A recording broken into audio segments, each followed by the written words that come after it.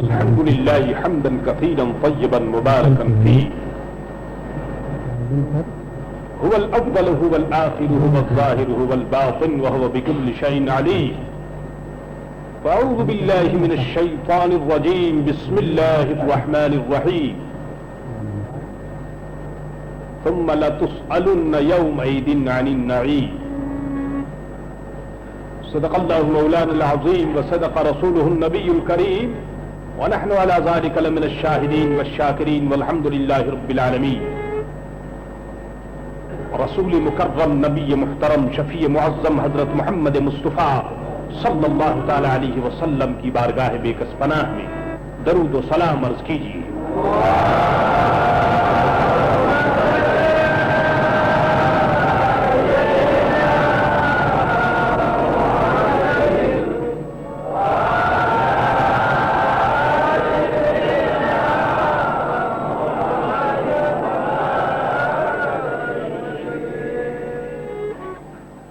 انسان کا نیچر ہے، انسان کی فطرت ہے کہ وہ زیادہ سے زیادہ نعمتوں کو، آسانیوں کو حاصل کرنے کی کوشش کرتا ہے. ہر آدمی اپنی اپنی کیپیسٹی، اپنی اپنی صلاحیت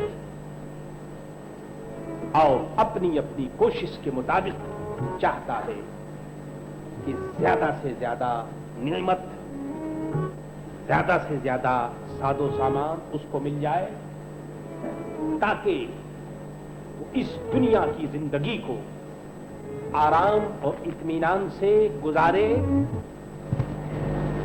اور جو لوگ اس سے متعلق ہیں، بیوی، آل، اولاد،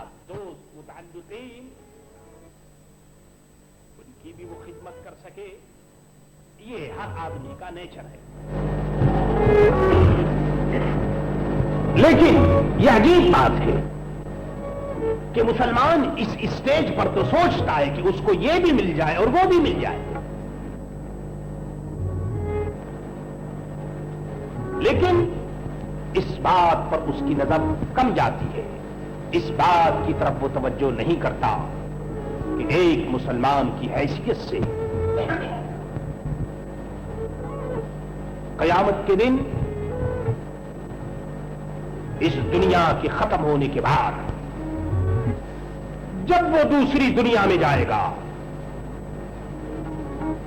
اس کو روز قیامت کے نام سے یاد کیا جاتا ہے، تو اس دنیا میں، اس عالم محشر اور روز قیامت میں نعمتوں کے متعلق سوال ہوگا، پوچھا جائے گا.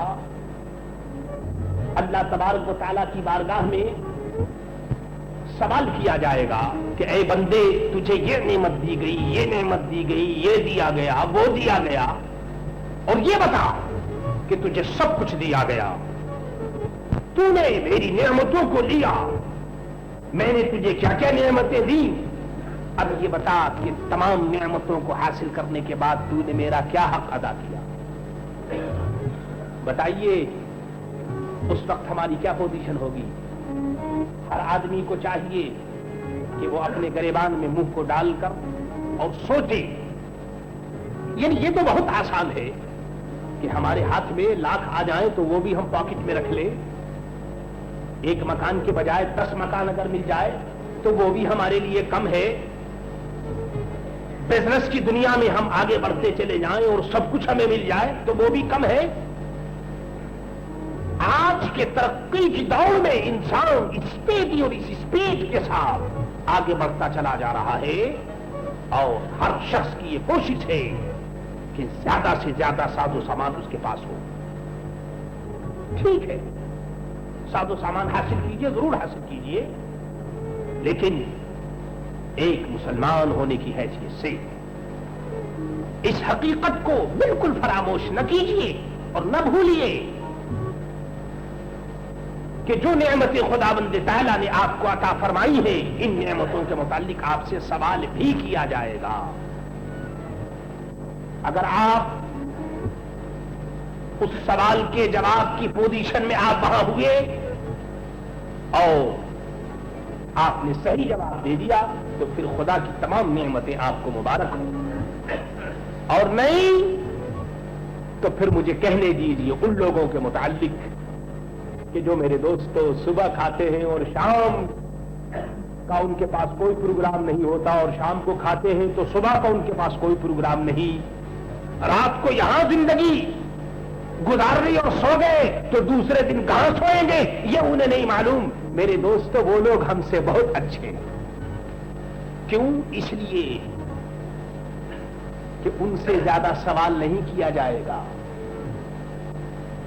ان کی جو زندگی ہے اور زندگی کے جو معاملات ہیں وہ بڑے مختصر ہیں، اس لیے وہ سوال و جواب کی زحمت سے بچ جائیں گے اور دین کا معاملہ ان کے لیے آسان ہو جائے گا۔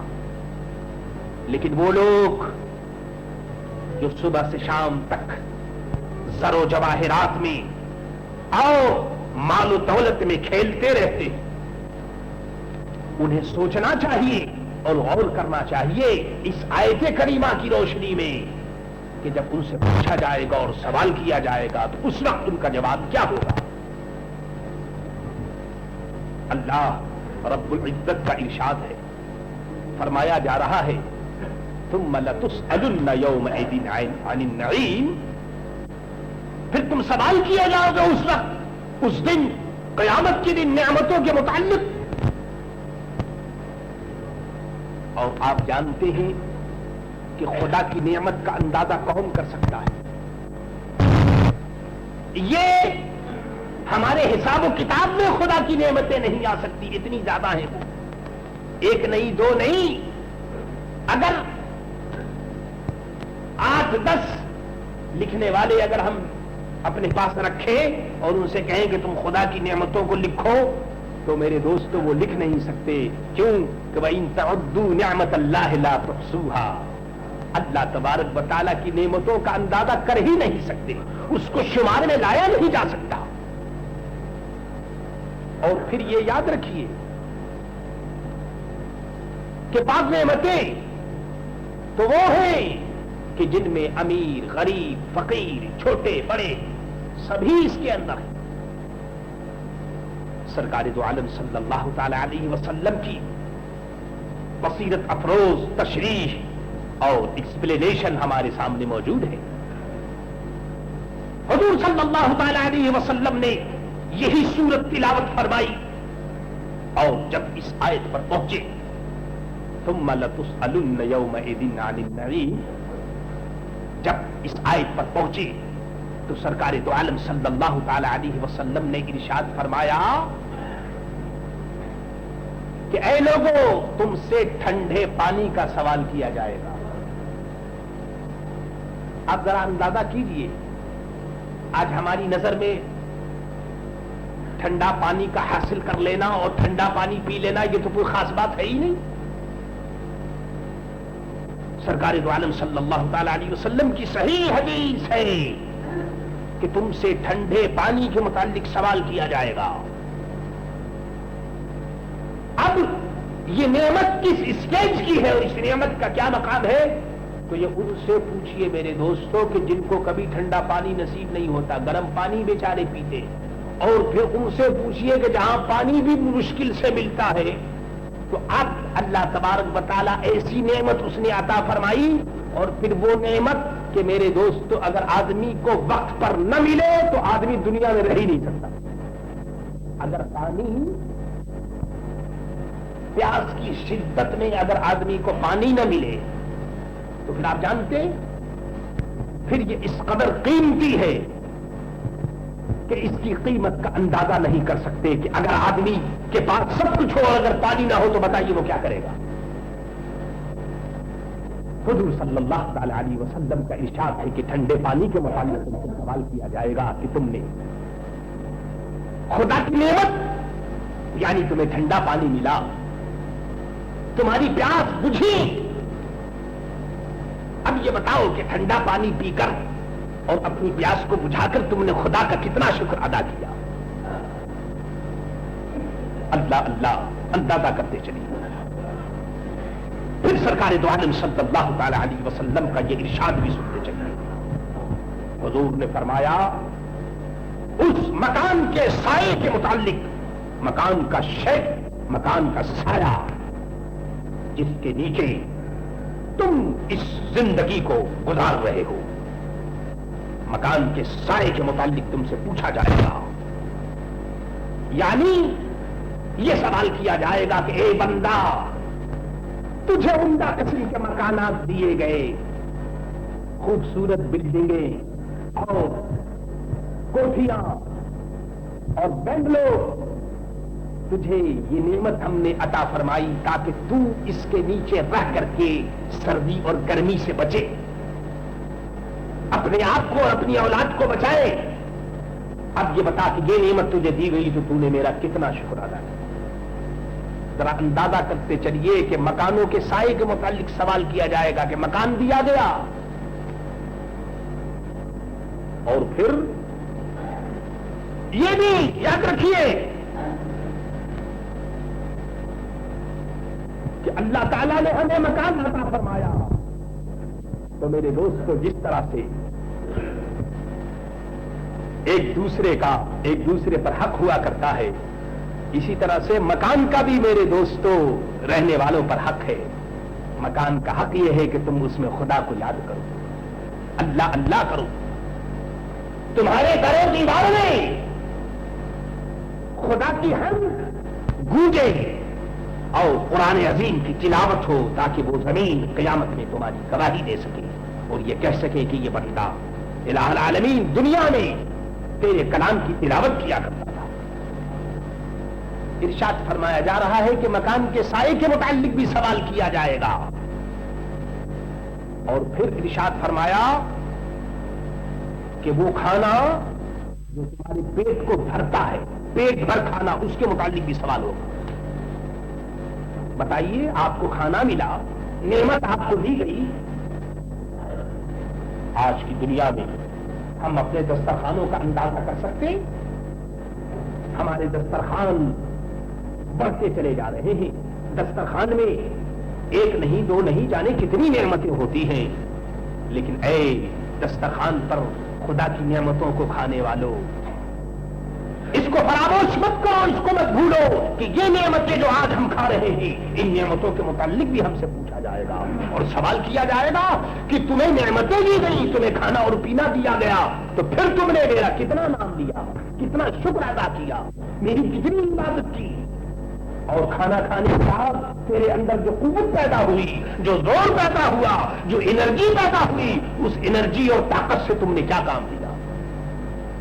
یاد رکھو، لا الہ الا اللہ محمد الرسول اللہ پڑھ لینا، اس میں کوئی شک نہیں کہ خدا کی بہت بڑی نعمت ہے. لیکن اس کلمے کو پڑھ لینے کے بعد بہت سے تقاضے ہیں، بہت سی ڈیوٹی ہے، بہت سی چیزیں ہیں جن پر ہماری نگاہ نہیں جاتی. سرکار دو عالم صلی اللہ تعالی علیہ وسلم کا ارشاد ہے کہ تم سے تمہاری صحت کے متعلق بھی سوال کیا جائے گا. رب کی بارگاہ میں پوچھا جائے گا کہ سر سے پاؤں تک اللہ تعالیٰ نے تمہیں صحت دی، تمہارا دماغ کام کر رہا تھا، آنکھ کام کر رہی تھی، ناک جو ہے وہ کام کر رہا تھا، کان کام کر رہے تھے، ہاتھ بھی کام کر رہے تھے اور پاؤں بھی کام کر رہے تھے. آپ ذرا اندازہ کیجیے، یہ سر سے پاؤں تک کا جو مجموعہ آپ کو سڑکوں پر چلتا پھرتا نظر آتا ہے، جس کو انسان کے نام سے ہم تعبیر کرتے ہیں، ذرا کوئی مغرور اور متکبر انسان سے پوچھے کہ بتا، اگر تیری ٹانگوں میں اگر خرابی آ جائے تو بتا تیرا کیا حال ہوگا، اگر تیرے ہاتھ میں اگر کوئی خرابی پیدا ہو جائے تو بتاؤ تیرا کیا حال ہوگا. جس زبان سے تو بولتا ہے اور جو کچھ تیری مرضی میں آتی ہے وہی بولتا چلا جاتا ہے، اگر تیری زبان کام نہ کرے تو پھر کیا ہوگا، اور آنکھوں کی بینائی اگر جاتی رہے تو پھر کیا ہوگا.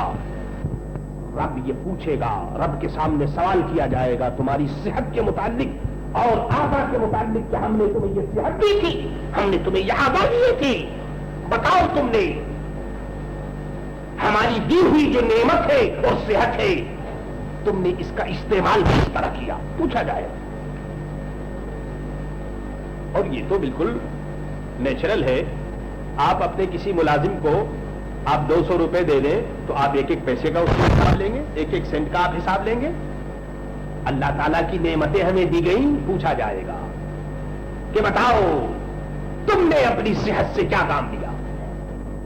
اور اس کے ساتھ ساتھ سرکار دو عالم صلی اللہ تعالی علیہ وسلم نے یہ بھی فرمایا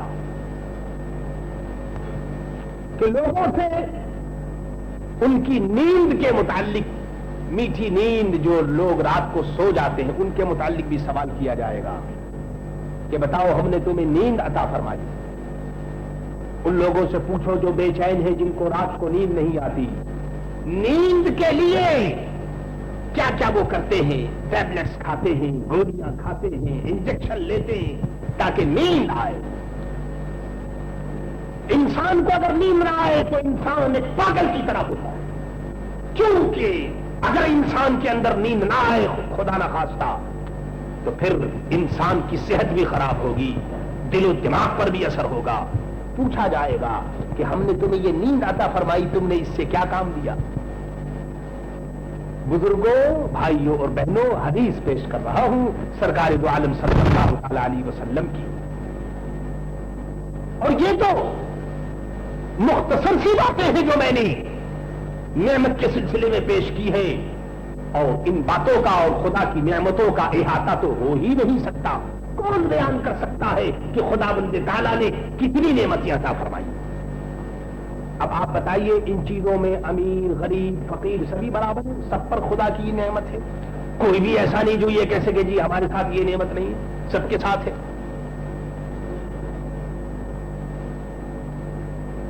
حدیث میں آیا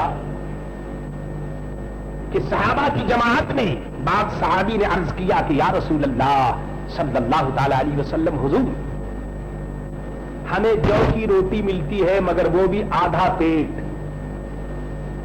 پیٹ تو بھرتا نہیں. تو یا رسول اللہ صلی اللہ علیہ وسلم ہم سے کیا سوال کیا جائے گا, کیونکہ ہمیں تو پیٹ بھر کھانا بھی نہیں ملتا, جو کی روٹی بھی نہیں ملتی, تو ہم سے کیا سوال کیا جائے گا. حضور صلی اللہ علیہ وسلم نے فرمایا کہ اے صحابہ یہ تو بتاؤ کیا تم کو ٹھنڈا پانی نہیں ملتا, کیا تمہیں پاؤں میں پہننے کے لیے جوتا نہیں ملتا. صحابہ نے عرض کیا یا رسول اللہ پاؤں میں پہننے کو جوتی بھی ملتی ہے. تو فرمایا کہ یہ بھی خدا کی نعمت ہے, لیکن آج کی دنیا میں اس کی قدر کون کرتا ہے. اللہ تعالیٰ نے پاؤں دیے, اگر پاؤں ہی نہ ہوتے تو میرے دوست جوتی آدمی کہاں سے پہنتا. پاؤں دیے یہ اس کا شکر ہے. پھر پاؤں میں چلنے کی قوت عطا فرمائی, یہ اس کا شکر ہے. پھر اس نے اتنی توفیق دی کہ ہم جوتی پہنتے, یہ اس کا شکر ہے. تو سرکار تو عالم صلی اللہ علیہ وسلم نے فرمایا کہ ٹھنڈا پانی تم پیتے ہو, آؤ جوتی پہنتے ہو, یہ بھی خدا کی نعمت ہے, اس کے متعلق بھی تم سے سوال کیا جائے گا. اور ایک روایت میں آیا ہے سرکار دو عالم صلی اللہ تعالی علیہ وسلم کا ارشاد ہے کہ قیامت میں سب سے پہلے ٹھنڈے پانی کے متعلق اور صحت کے متعلق سوال کیا جائے گا کہ اللہ تعالیٰ نے تمہیں ٹھنڈا پانی عطا فرمایا اور اچھی صحت عطا فرمائی, تمہارے پاس باڈی بھی اچھی تھی, ہیلتھ بھی تمہاری اچھی تھی, صحت بھی اچھی تھی. اب بتاؤ کہ تم نے اس باڈی سے کیا کام لیا. میرے دوستو یاد خدا کی نعمتوں کا حصول اگر ہو جائے تو بڑی بات ہے, لیکن خدا کی نعمتوں کے حصول کے بعد ان کو جائز مقام پر استعمال کرنا یہ بہت بڑی بات ہے, اور یہ وہی کر سکتا ہے جس کو اللہ توفیق دے. سنیے اس سلسلے میں ایک روایت بیان کرتا چلوں. دوپہر کا وقت ہے, مدینہ طیبہ میں آسمان کا سورج تیز کرنوں سے پورے مدینے کو روشن کیے ہوئے, ریگستانی علاقہ, اور پھر دوپہر کا سورج قیامت خیز گرمی پیدا کر رہا ہے. اسی عالم میں حضرت سیدنا ابو بکر صدیق رضی اللہ تعالی عنہ گھر سے نکلے اور مسجد نبوی آ گئے. نماز کا وقت نہیں تھا, آپ کی آمد بے وقت ہوئی. حضرت فاروق اعظم رضی اللہ تعالی عنہ کو معلوم ہوا کہ حضرت ابو بکر صدیق مسجد میں ہے, تو حضرت فاروق اعظم بھی آ گئے. ایک دوسرے نے ایک دوسرے سے پوچھا کہ بتائیے آپ بے وقت مسجد میں کیسے آئے, ابھی تو نماز کا وقت نہیں. حضرت سیدنا ابو بکر صدیق رضی اللہ تعالی عنہ نے ارشاد فرمایا کہ اے عمر, میں اس وقت مسجد میں یوں آ گیا کہ سخت مجھے بھوک لگی ہے اور میرے پاس کھانے پینے کے لیے کوئی سامان نہیں. اتنی زیادہ بھوک تھی کہ میرے لیے گھر میں رہنا مشکل ہو گیا, اس لیے میں خدا کی بارگاہ میں خدا کے گھر میں آ گیا. آپ جان رہے ہیں یہ کون کہہ رہا ہے؟ یہ وہ کہہ رہا ہے جو مکہ معظمہ کا رئیس اعظم تھا. معمولی وہ نہیں تھے. حضرت فاروق اعظم نے جب یہ سنا تو انہوں نے کہا کہ اے بھائی, خدا کی قسم اس خدا کی جس کے قبضے قدرت میں میری جان ہے, اے ابو بکر, یہ صرف آپ کا حال نہیں بلکہ میں بھی جو مسجد میں اس وقت آیا ہوں تو میں بھی اسی وجہ سے آیا ہوں کہ میرے پاس بھی کوئی کھانے پینے کا سامان نہیں ہے اور سخت بھوک ہے اور برداشت کرنے کی تاب نہیں ہے. اللہ اکبر. خیال فرمائیے, حضرت ابو بکر مسجد میں ہے, حضرت عمر مسجد میں ہے رضی اللہ تعالی عنہما. اتنے میں دیکھتے ہیں کہ سید الانبیاء والمرسلین اپنی امت کا نگہبان, کائنات کا والی, اپنی امت کا والی حضرت محمد مصطفیٰ صلی اللہ تعالی علیہ وسلم وہ بھی تشریف لے آئے. انہوں نے پوچھا کہ یہ بتاؤ بھائی تم لوگ اس وقت کیسے آ گئے مسجد میں, کیا حال ہے؟ دونوں نے عرض کیا کہ یا رسول اللہ صلی اللہ تعالی علیہ وسلم, کھانے کی بڑی سخت کمی تھی اور بھوک کی وجہ سے ہم لوگ گھر میں رہنا برداشت نہیں کر سکے, اس لیے مسجد میں آ گئے. سرکار دو عالم صلی اللہ تعالی علیہ وسلم نے ارشاد فرمایا کہ اے ابو بکر, عمر, جو تمہارا حال ہے وہی میرا حال ہے. کھانا جو دیکھو جو کی روٹی, انچھنا آٹا موٹی روٹی, وہ بھی شکم بھر روز نہ کھانا صلی اللہ علیہ وسلم. اللہ اکبر. قاسم کوثر ہو, مالک جنت ہو اللہ کے فضل و کرم سے, اور حال یہ ہے کہ ارشاد فرما رہے ہیں اے ابو بکر, اے عمر, میرا بھی یہی حال ہے اور میں بھی کھانا تناول نہیں کر سکا ہوں اور بھوک کی شدت مجھے بھی ہے. اب کیا ہوا سنیے. سبحان اللہ. دونوں رفیق یعنی ابو بکر اور عمر رضی اللہ تعالیٰ عنہما اور سرکار دو عالم صلی اللہ تعالیٰ علیہ وسلم مسجد نبوی سے اٹھے اور حضرت ابو ایوب انصاری رضی اللہ تعالیٰ عنہ کے گھر تشریف لے آئے. سبحان اللہ. کیا مقدر ہے حضرت ابو ایوب انصاری کا, قربان جاؤں اس گھر اور اس گھر کے رہنے والے پر کہ جس گھر میں مہمان بن کر اور آقا و مولا حضرت محمد مصطفیٰ صلی اللہ علیہ وسلم تشریف لے آئے. تینوں آگے اور حضرت ابو ایوب انصاری کے گھر آپ تشریف فرما ہوئے تو آپ نے پوچھا کہ ابو ایوب انصاری کہاں ہے؟ تو حضرت ابو ایوب انصاری اس وقت گھر میں نہیں تھے. تو بیوی صاحبہ نے عرض کیا کہ یا رسول اللہ, وہ ابھی باہر گئے ہوئے, ابھی وہ آ جائیں گے. سرکار دو عالم صلی اللہ علیہ وسلم گھر میں تشریف فرما ہوئے, دونوں صحابی بھی بیٹھ گئے. اتنے میں حضرت ابو ایوب انصاری بھی آ گئے. جب دیکھا کہ میرے مکان کے مالک حضرت محمد مصطفیٰ صلی اللہ تعالی علیہ وسلم, حضرت ابو بکر اور حضرت عمر رضی اللہ تعالی عنہما جلوہ فرما ہے, حضرت ابو ایوب انصاری جلدی سے گئے اور کھجور کا ایک پیس, ایک شوخ, ایک خوشہ, ایک پیس, ایک گچھا توڑ کر کے اور سرکار دو عالم کی خدمت میں لا کر پیش کر دیا. عرب کی دنیا میں کھجور کا پیش کیا جانا یہ بہت بڑی بات سمجھی جاتی ہے.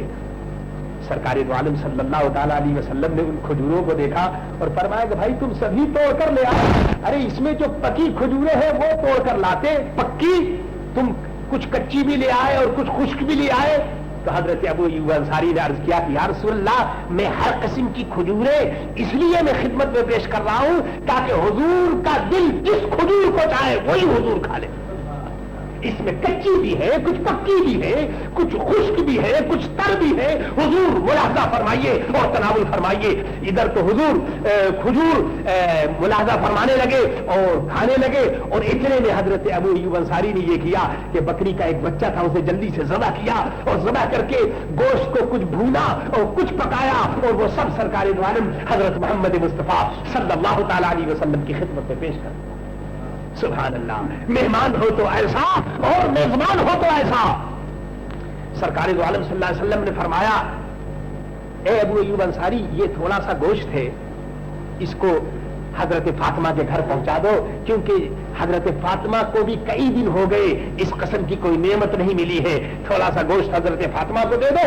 چنانچہ آپ نے ایک ٹکڑا وہاں دے دیا اور خود حضور صلی اللہ تعالی علیہ وسلم نے کچھ کھجوریں اور کچھ وہ بھنا ہوا گوشت اور کچھ پکا ہوا گوشت وہ سب آپ نے کھایا.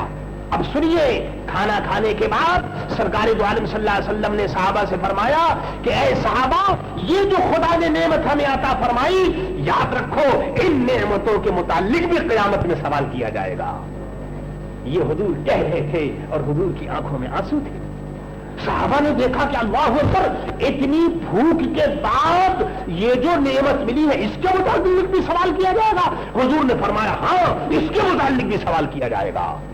اے حدیث کے سننے والوں, تمہیں اندازہ کرنا چاہیے کہ ہم لوگ جو صبح سے شام تک خدا کی نعمتیں کھاتے ہیں اور